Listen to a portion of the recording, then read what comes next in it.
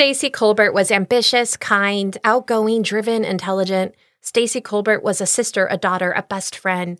Stacey Colbert was successful and was a light in so many people's lives. And in 1998, in Columbus, Ohio, she was attacked and kidnapped in her apartment, only to be found years later as skeletal remains in a field just 30 minutes from her home. Stacey Colbert, just 23 and fresh out of college, trusted a man who was a monster in a mask, and she paid the ultimate price, a wager that she would never see coming. This is the unsettling and unsolved case of the murder of Stacey Colbert, Episode 10, Part 1 of 3, and we're out to stir things up and try to help solve it.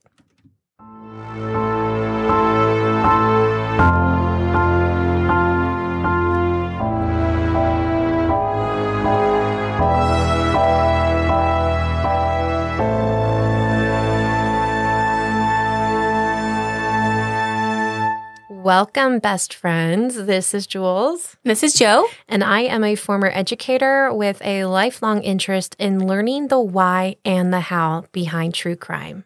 And I am a mental health professional that got roped in this by my best friend, Jules. Yeehaw, baby.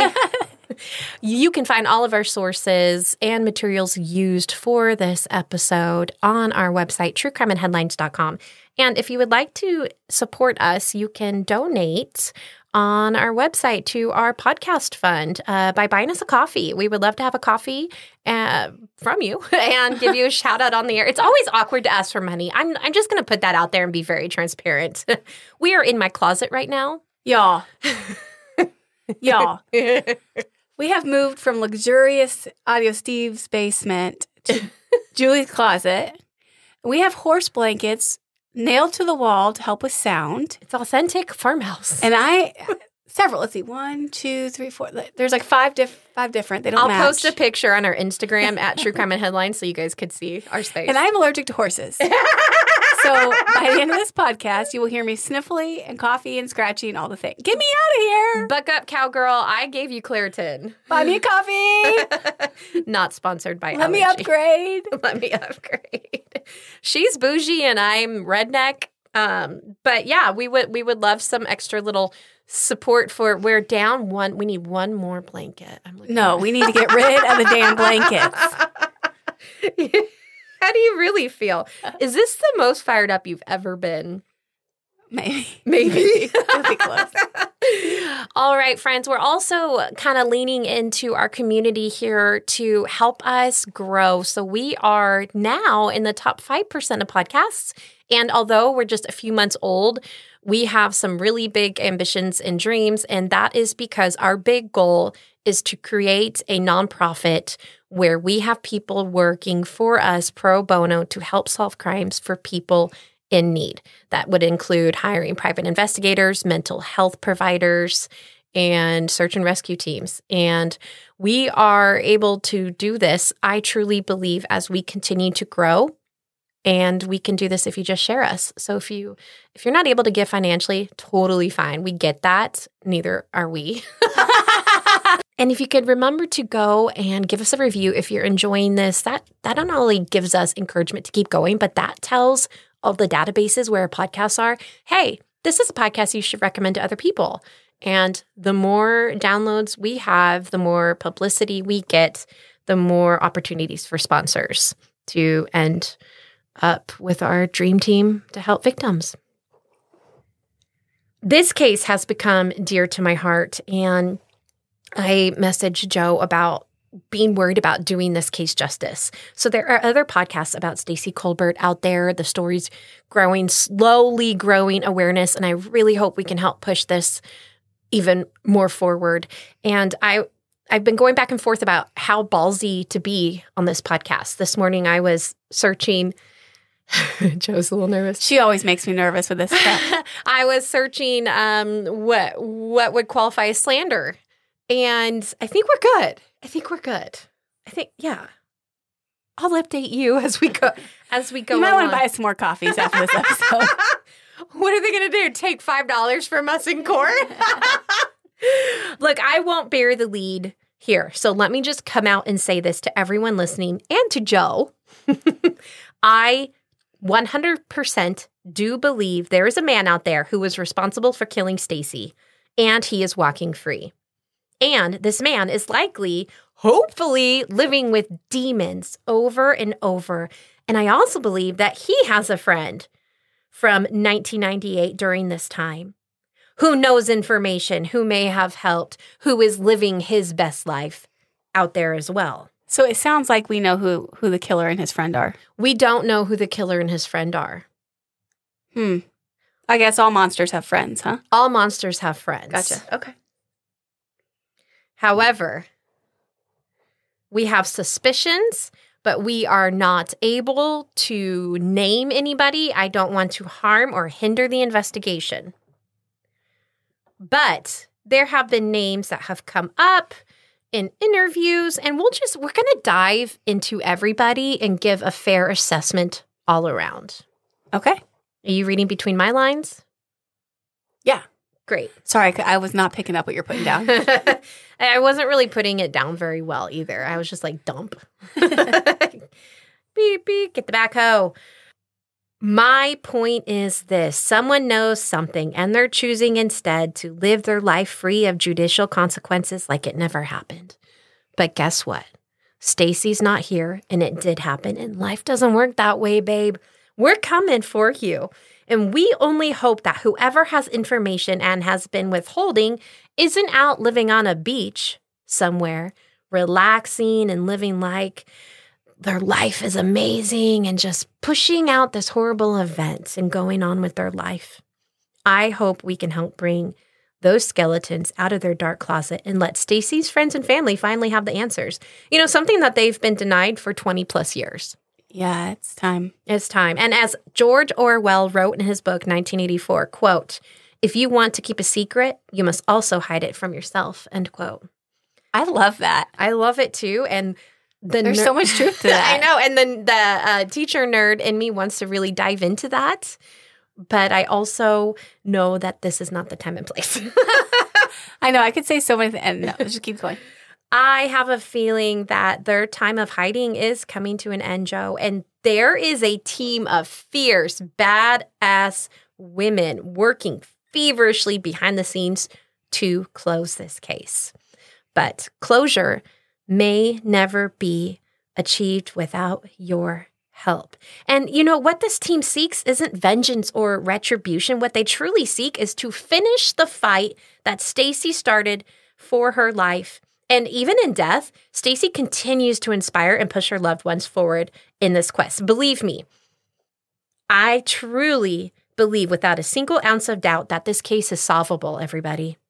And I also have a suspicion that the killer keeps a close eye on all of the case activity, social media, and media activity. Hey, bro. What's up? I cannot wait to attend your sentencing hearing one day. I won't say your name. I won't jeopardize this case in any more way or play silly little games with this monster. But I will say this. Listen to this podcast, everybody. Pay attention to the details. Pay attention to what I say, the words I'm choosing, and how I say it. We will be giving you all the information we can. I will lay it all out there for you, and it'll be up to our listeners to continue this conversation and to make conclusions however they will. Nothing I will say is slander or defamation, in my humble opinion. You're welcome to come after me, and we can open a case. We have like $2.75 in our bank account right now, like $2.75. Yeah, don't get that decimal twisted. Before we go into the backstory and events leading up to Stacey's disappearance and subsequent death, we got to jump straight into the day of question. Jody, Safina, meet me in Columbus, Ohio, in the late 1990s, and Joe. This time, I'm going to start by quoting the official Ohio Attorney General's Unsolved Homicide report. You ready? Mm-hmm. On March 24, 1998, a family member of Stacey's contacted the Columbus Police Department as they had not been able to contact Stacey for a couple of days, and she had not reported to work. Her apartment was found to be unlocked with no evidence of a burglary or theft. Neighbors reported to the police that on the evening of March 22, 1998, they were awakened by a female scream and loud banging. On November 27, 2004, a hunter looking for a lost dog in a wood line near the Scioto River on State Route 257 North in Delaware County, Ohio, discovered human remains. So it was, 6 years later? The remains were identified as Stacey Colbert. Yes. So let's unpack, backtrack. Ready to take a trip? Yeah, you are. You do what I say. Stacey was fresh out of college. She had attended Ohio State University and was very involved with her sorority. Shout out Alpha Delta Pi Sisters. Jody, you were in a sorority. I was a Sigma Kappa. My college, Azusa Pacific University, my undergrad, did not have a sorority. It's probably for the best because I wouldn't have stopped until I was queen. Wait. Yes, there's no greater truth than that. Oh my gosh. Is there a sorority queen, or was it president? Prez. I would have changed the name to queen. Oh my gosh, you guys. Okay, we can wrap up now and call this a day because you understand Julie in her entirety now.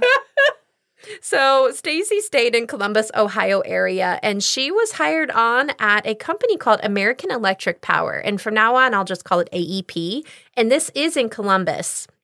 And she's in the marketing division. She's super well loved by all of her colleagues. She's outgoing and bubbly, and she has an amazing personality that's just magnetic, those type of people. And like me. You are the first one that comes to mind when I think super friendly, loving. Yeah. Julie, that's the nicest thing you've ever said to me. Yep. The nicest thing I've ever forced you to say about me. Yep. I interviewed one of Stacey's colleagues from AEP over the phone, Molly. And Molly's so sweet. She has spent years doing what she could to try to help find Stacey and provide information. And she so graciously talked with me on the phone. And she tells me that on the night in question, March 21st, 1998, that she and Stacey head to a local hotspot. This was the Arlington sports bar. And it was where everybody kind of came after the sports. And Buckeye. Oh, go sports. All right.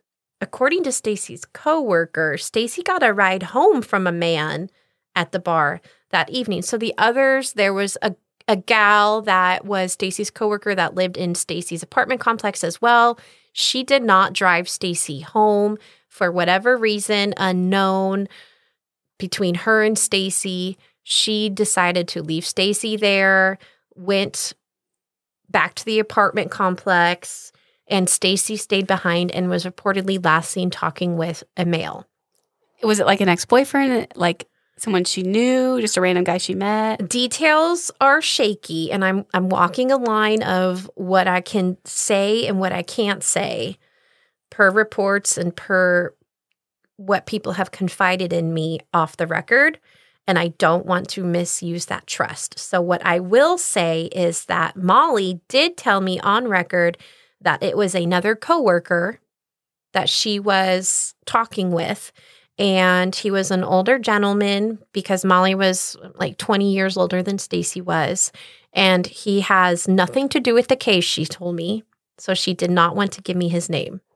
Okay. He was a very kind man. He was older. However, we always say trust but verify. Trust no one is what I say. Yes. And I did find out who this was by backtracking. Of course you did, because that's what you do. And I did give the name to the detective. Okay. And I did ask if they ever interviewed this person, and I am not sure of the answer. However, we know Stacey made it back home. So aside from questions about who she was talking to, there are differing reports that she was talking with this coworker and that there was also somebody else at the bar she was talking to. So it's a little shady. And recall, it's been 20 plus years since all of these events. Yeah, I imagine these details kind of get forgotten. Yeah, absolutely. And, I wanted to know if he had been cleared or not. And here's what I've learned a little bit along the way with our podcast journey. It's frustrating, and I can understand to an extent because I've not been in the position that these people are in. So I can have sympathy. It's hard for me to fully empathize where they're coming from in their fear. But people are very timid to say someone's name if they're not absolutely sure of something. And to an extent, yeah, okay, I can get behind that. But I want to encourage people who are in the inner circle of an unsolved homicide case to perhaps try to step back and realize It's an unsolved homicide case. And you don't know what you may know. I've asked questions about men who were seen chatting with Stacey on March 21st at that sports bar, and I've been met with roadblock after roadblock because I've been told they're a good person or they would never be involved. And where I want to believe it, it's not helpful to remove someone from suspicion until they've actually been cleared. Protecting someone from interrogation by police is hindering the police from doing their jobs. I mean, oftentimes we need to interview people that have a known connection to the victim just to rule them out and stop wasting time and resources searching for them if they are indeed innocent. And you don't know what this person might know. If they were seen there at the last time with her, who else was she talking to? What did she say? What transpired? What could you tell us? Okay. It was told to me that this man was cleared, but it's speculated that she did get home fairly early. And we know this because she orders breadsticks, delivery breadsticks. So she's home. My kind of girl. Yeah, I know. She really is. Best friends. 6 p.m., the breadsticks arrive at her house and they're delivered by a young man. And this man has officially been cleared by police. And he is the last known contact with Stacey ever. This was around 6 p.m. Stacey obviously wasn't out late at the bar. She wasn't partying all night. She's home by 6. She had a new cat named Boots, a little kitten, which she was actually smitten over. And Stacey's colleagues recalled how Stacey would often go home before going back out to meet friends because she wanted to go home and check on her cat and make sure her cat was okay from being home alone all day. And that'll come into play a little bit later. And that's what we know. That's all we know. And here's what we don't know. Who came to Stacey's apartment at Governor Square Apartments, just 15 minutes northwest of the college campus, in the early morning of the 22nd? This would officially be a Saturday. According to a Lantern publication, the upstairs neighbor in apartment C relayed to police that around 4 a.m., they heard horrendous screaming coming from the apartment below them in apartment A. Why did nobody call the police? Stacey's apartment was apartment A.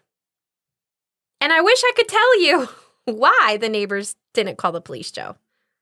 Because we all have that question. And I can't because they didn't call the police. They chose not to.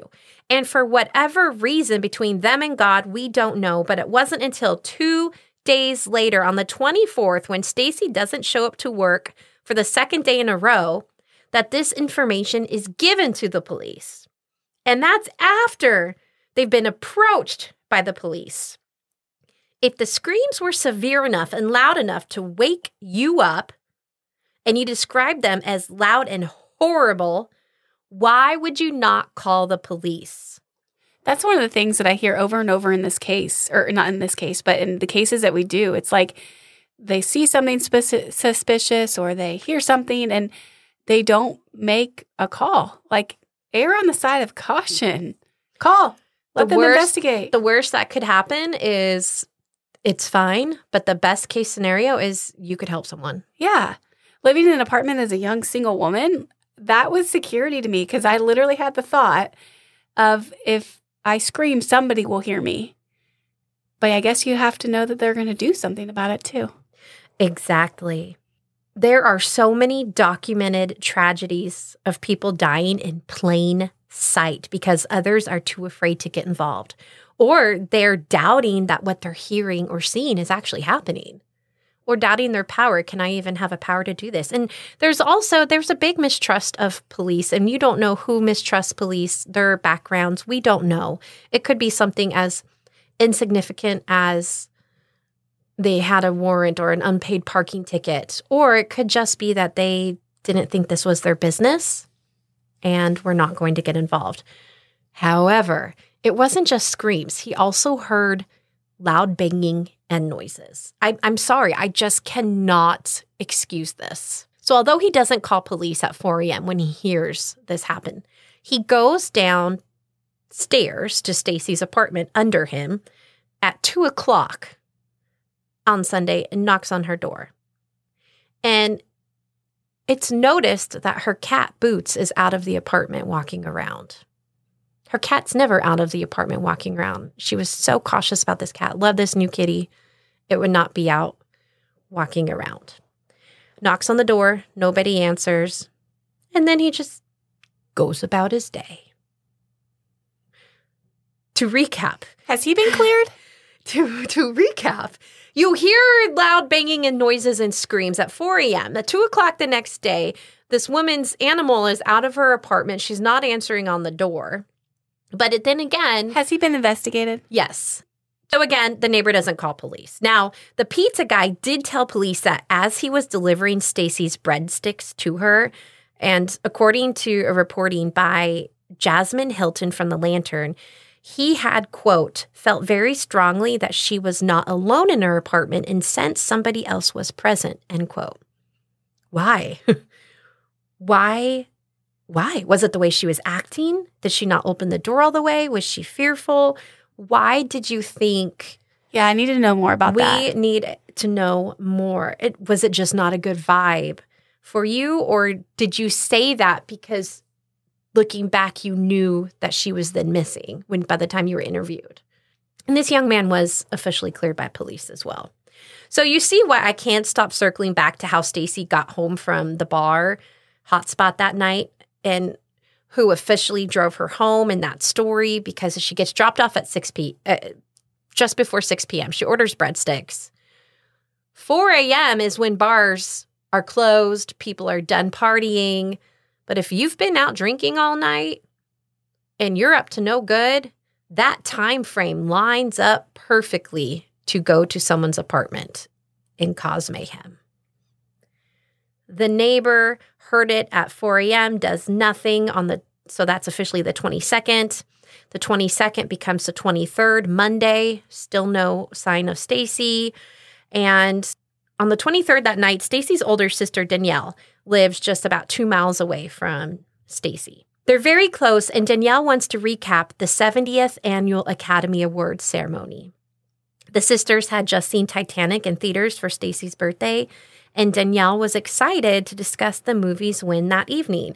Although Danielle kept trying to reach her sister, she was met with voicemail greeting after voicemail greeting. Stacey's colleague told me that Stacey was actually scheduled to be out of town with her boss soon to give a really big presentation in New York. So when Stacey, doesn't show up to work on Monday, they assumed it was because she was out of town. And remember, this is her first career paid job post-college. Joan, she's only been at AEP for about 6 months. And she was the type of person that was so ambitious and creative. She absolutely wanted to present the best work possible that she could have, and she was super proud of her work.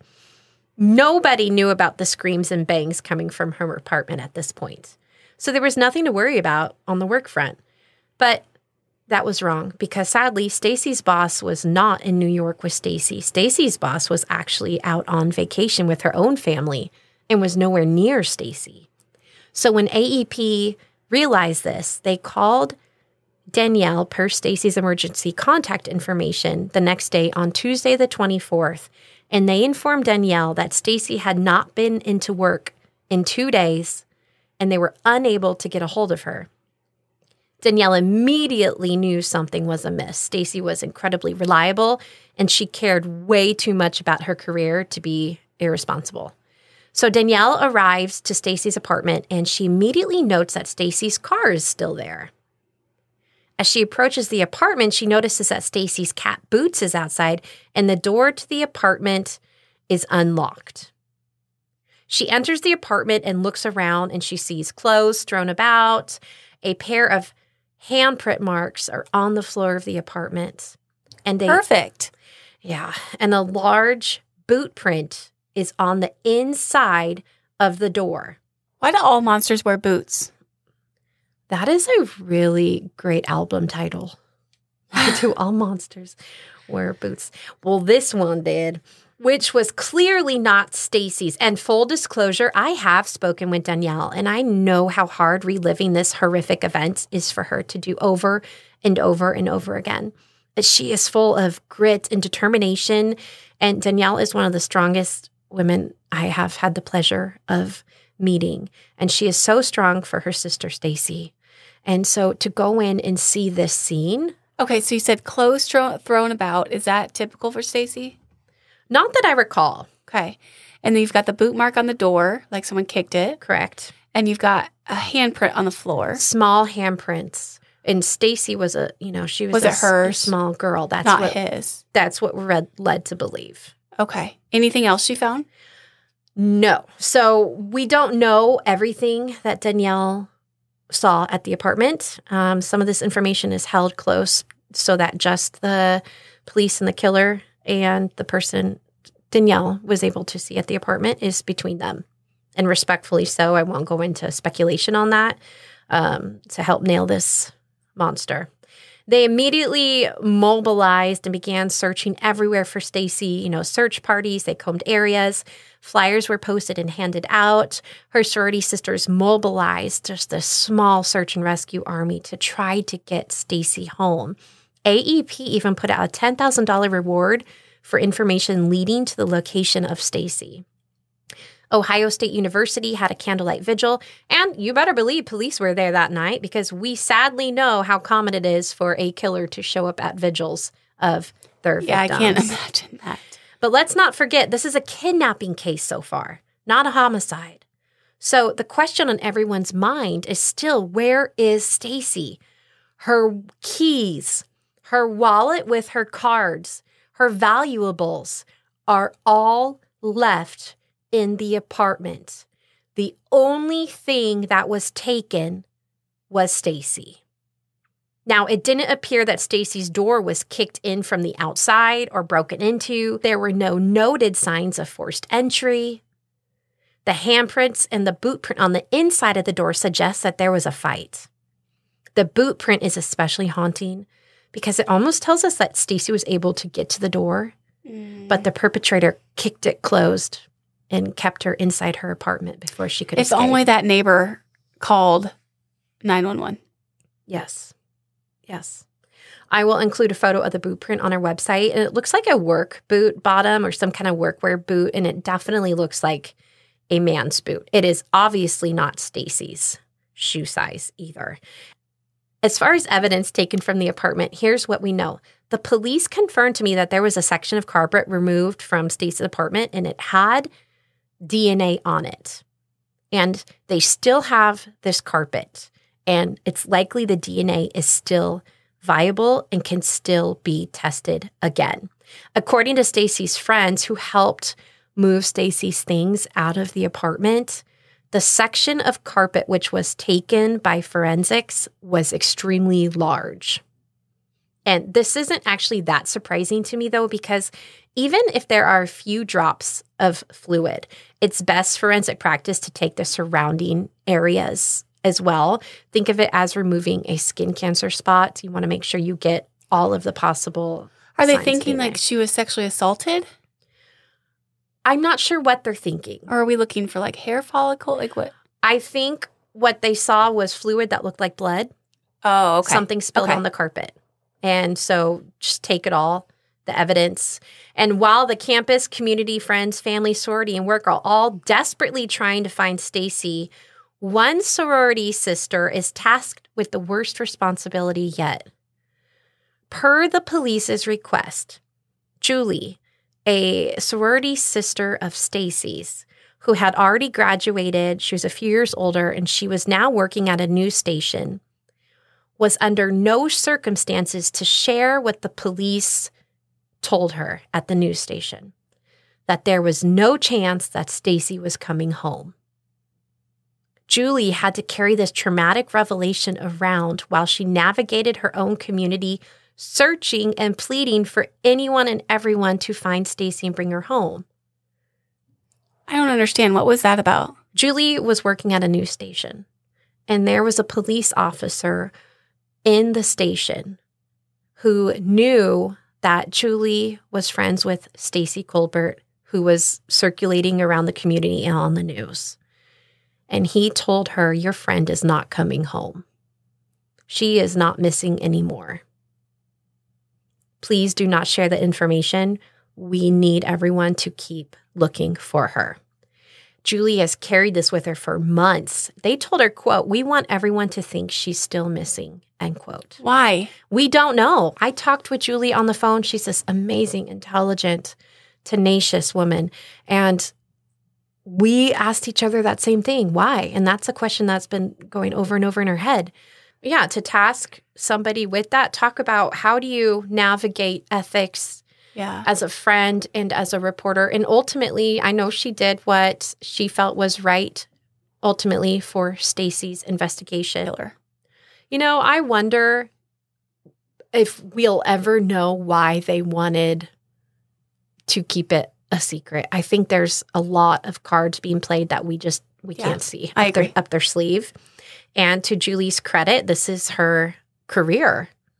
And she had an ethical responsibility to work with the police. And I know that she wanted to do that right thing. But moving forward, I just really wanted to reiterate that that's, I believe, a very traumatic event for Julie. I would agree.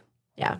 And because then you're going to these vigils, you're going to these search and rescues, and you're carrying this knowledge that the police are telling you she's not coming home, and you still have to stand beside your friends and do this. Talk about an unfair load to carry. And she gave me permission to share that, by the way. So what was their angle? I mean, I guess I can think of a few. Did they suspect someone and wanted to follow them? Were they tracking someone? Was someone on their radar? Were they suspecting a serial killer? What did they know that they're keeping to themselves? Who did they suspect? I know who we suspect. Next time, we're going to dive deep into this case and the specifics surrounding finishing Stacey's fight, the specifics surrounding finding Stacey's skeletal remains, and then we're going to take a bold look at all the people who were in her life at that time. And there's a reason police always look at a husband first. NPR.org tells us, quote, "Worldwide, the World Health Organization says a partner or spouse is the killer in 38% of women's homicides. Previous research in the United States suggested that intimate partners carried out more than 40% of homicides of women and about 7% of homicides of men," end quote. It would be negligent to not look into the inner circles first, right, Joe? Yeah, absolutely. She was not married, correct? Correct. Did you have a boyfriend? She had previously been dating in recent occurrences. Okay. Previously, recently broken up. Oh. We will zoom in. We will interview, assess, clear, or interrogate, verify, alibi, clear people, or add them to the suspect list. That's what happens when you zoom in. But then you zoom out and you start with the person with the most connection.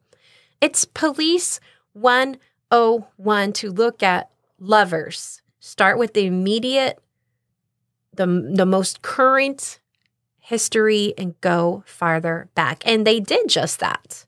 But to what extent? And why do I think we need to dive deep into Stacey's romantic past? Because of this. And this alone gives us all the justification we need. Stacey let that monster into her apartment. She knew him. I guarantee she knew him. That tells us she trusted him. She was familiar with him. And I don't know what degree trust, but trusted him not to kill her. And you say she let him in because there was no signs of breaking or entering. Exactly. I think what transpired escalated inside the apartment, per the evidence of the boot print, per Stacey's handprints on the floor. Do you think that, I mean, it's possible that she went to bed and didn't lock her doors and he let himself in. That is possible. Do you think, just kind of from what you have learned so far, do you think that he was there when the breadstick guy came? No. Huh. Okay. I don't think so. And 4 a.m. is when the sounds were heard. And this is a perfect time for parties to have ended in the early morning hours and for the perpetrator to arrive to Stacey's apartment. Nothing was taken. This was not a robbery. There was a struggle, and Stacey fought hard. I feel confident that Stacey knew her monster, but just didn't know what he was capable of. It smells to me like rejection, like substance was likely involved, and it smells foul of heat of passion / loss of control. Of course, that's just speculation. Is there DNA evidence from the scene? I want to know. Was the bathroom swabbed? The toilet, the handles, the rim on the toilet? Were there dishes in the sink? How many? How many glasses? Were they swabbed? Did he get any breadsticks? I want to know that as well. Were the breadsticks tested? I would also like to know what size the footprint was on the door, and I would like to know if the print itself was swabbed and tested for dirt, grease, etc. That could help narrow down a location. And hear this, it was days from 4 a.m. early Saturday the 22nd to Tuesday the 24th when the police arrived to Stacey's apartment. And the apartment reeked of bleach. What does that tell us? Are there cameras outside the apartment building seeing who came and went? No, ma'am.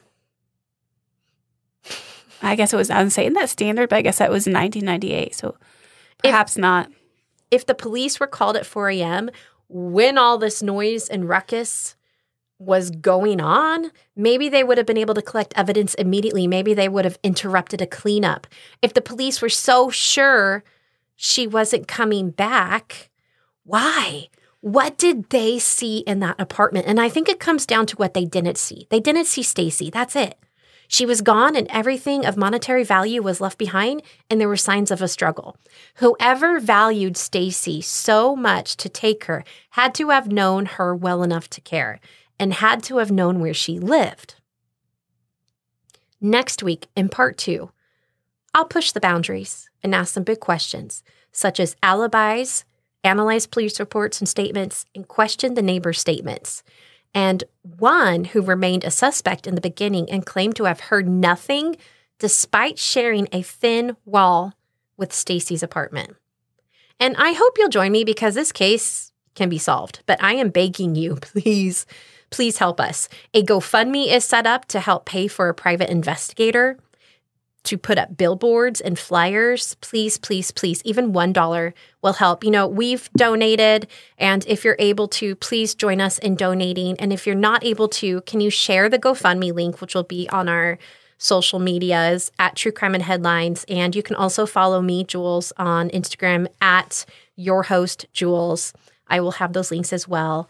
This case is facing many challenges, but the biggest one is time passing. And the longer this case stays cold, the less likely it will be closed. That's where you come in. Help Stacey's team working tirelessly for the last 25 years to finish her fight. You are loved, you matter, and you deserve to be found. This has been True Crime and Headlines, Episode 10, Part 1 of 3. I'm Jules. And I'm Joe. And we're your true crime besties. We'll see you later. And Lee. LLC. My mama is a podcaster. Bye, too.